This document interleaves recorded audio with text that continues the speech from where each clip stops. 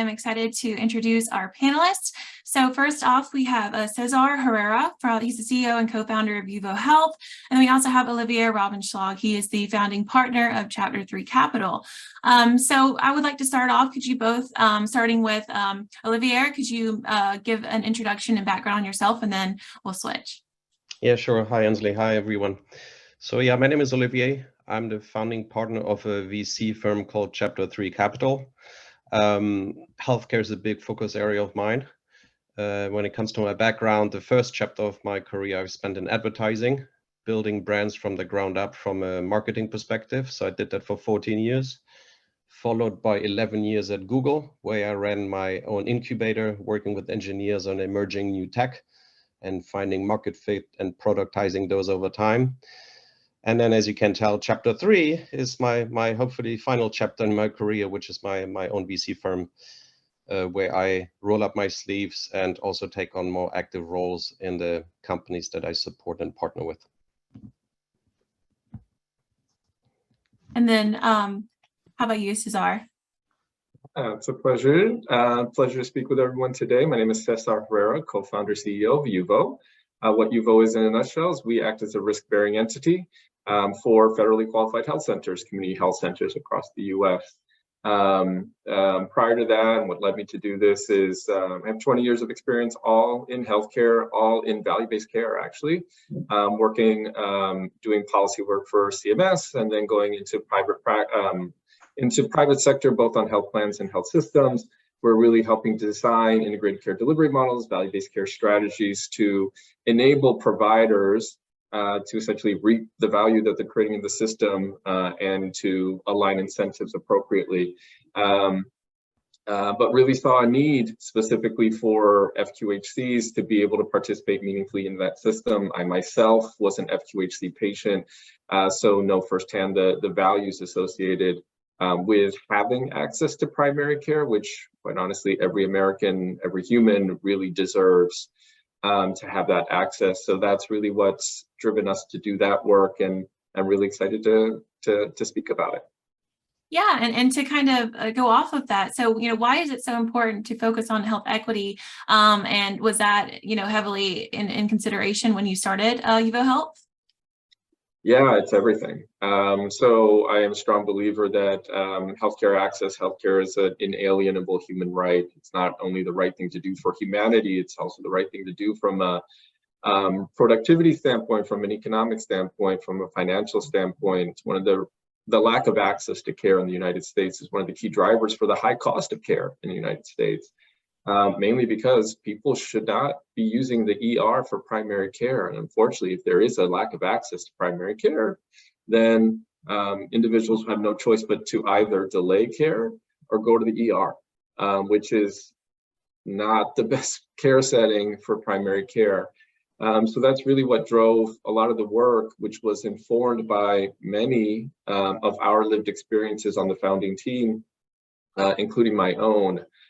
To start Yuvo, mainly to uplift and scale the existing providers, which are predominantly federally qualified health centers or community health centers across the country, who currently serve 33 million people, but know that there are another 20 million people across the US that need access to primary care, that don't have access to an FQ.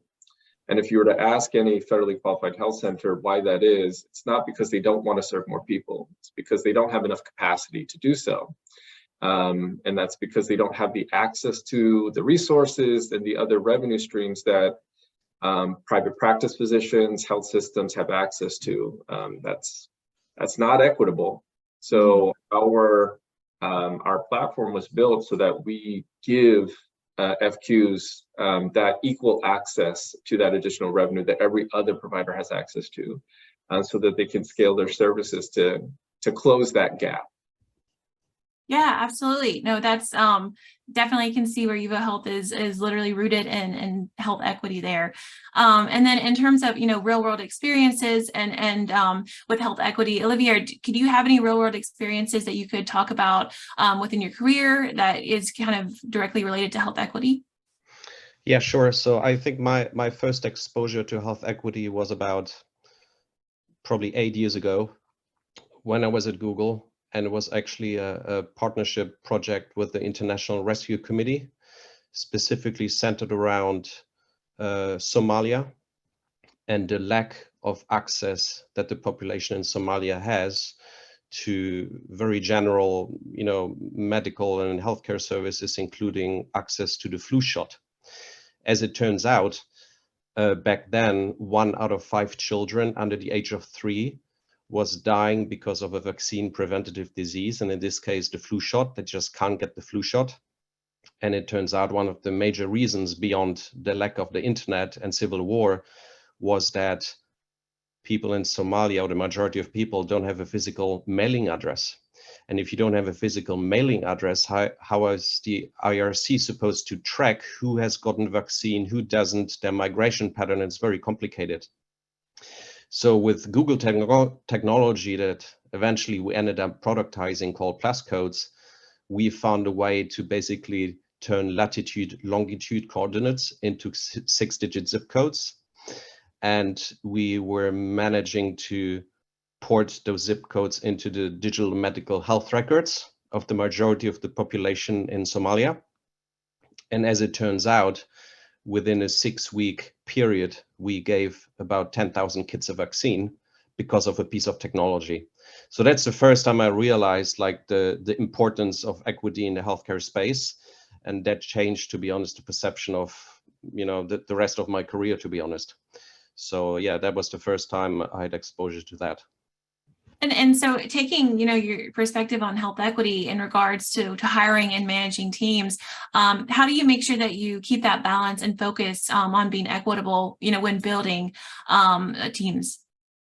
Yeah, so I've been working with startups for many years now, even on the side, but now that I have my own company, I realized that over the years, I saw a lot of amazing engineers, amazing business people have amazing ideas, which to me represents the what that startup is doing. But what I came to a conclusion as well, that's at least as important as the what is the how. How do you do your business, and how do you manage people, and how do you hire? And to be honest, the majority of the companies that failed is because the how wasn't very good.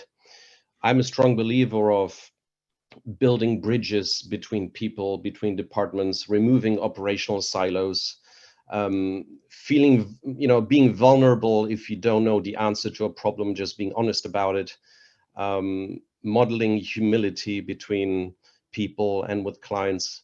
And I think if all those right components fall into place, I think that's the best foundation to deliver the impossible, which in essence, everyone in the startup world is trying to do. So yeah, I believe in the how, and the people skills as being just as important as the, groundbreaking idea or technology that you're in the process of building. Yeah, no, absolutely. And also, kind of turning that question to you, Cesar. So can you talk about the importance of increasing equity in the work field by, hiring a diverse team with unique perspectives? Is there a way that you can make sure that everyone is heard during that process?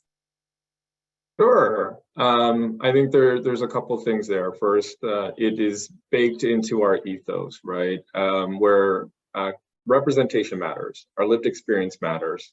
And we believe wholeheartedly, because we have that, the sentiment that you can't build, it's difficult to build if you don't have an understanding of the communities that are served through your own lived experience. And it's just, and it creates so much more trust in the communities that we serve, that we look like them.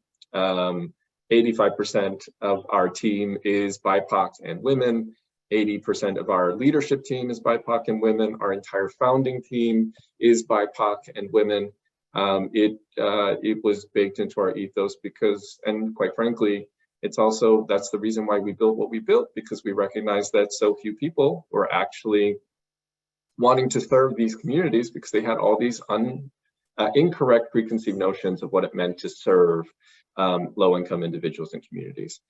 So with that, then means understanding that it's not simply just bringing people in with diverse backgrounds into an organization and then just letting them have at it without structure or support. It is also figuring out how do you create a system that enables psychological safety, enables collaboration, and celebrates the differences and of opinions and life experience across the team. And that's really what we do as an organization. But I would say it's because it's incredibly intentional. We put a lot of effort and thought into how do we make sure that folks with diverse opinions and diverse backgrounds can be celebrated and supported in that way. And that's baked through not just in terms of our HR policies and procedures, but also in how our teams communicate, our values, and it's baked into essentially every single meeting that we operate. Wow, no, that's really great statements there in terms of just being able to embrace and listen. And, what you founded Yuvo Health on is inspiring and great. And thank you both so much for sharing your insights on health equity and kind of the what, the how, and how we can help implement this more into the future practices and into the startup world especially. So thank you both so much for your time. And I really appreciate you coming on to speak with us. All right. Ansley, Thanks, thank you. everyone. Bye.